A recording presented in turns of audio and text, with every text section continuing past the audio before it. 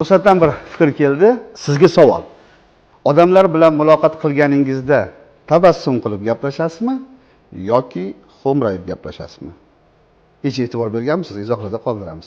Ana endi faktlar. Inson tabassum qilib gaplashganda 40 ta mushak ishlaydi. Xo'mrayib gaplashganda 72 ta ko'p mushaklar ishlaydi va charchaydi. Yana bitta fakt, tabassum qilgan inson nafaqat o'zini kayfiyatini, uning atrofidagi insonlarning kayfiyatini ham ko'taradi. Bilib, bilmasdan xo'mrayib gaplashgan inson o'zini ham, atrofdagilarni ham kayfiyatini tushiradi.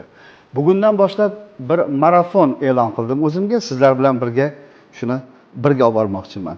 Bir kunda xohlasak ham, xohlamasak ham 40 ta odamga tabassum qilib gaplashamiz va 40 kun amalga oshiramiz. Keyin gaplashamiz. Qanday o'zgarishlar bo'ladi? Iltimos, izohlarda tabassum qiladigan insonlarni like bilan, tabassum qilmaydigan inson do'stlarimizni dislike bilan belgilaymiz, chunki ularni ham tabassumga tortamiz. Ketdik, marafon boshlandi.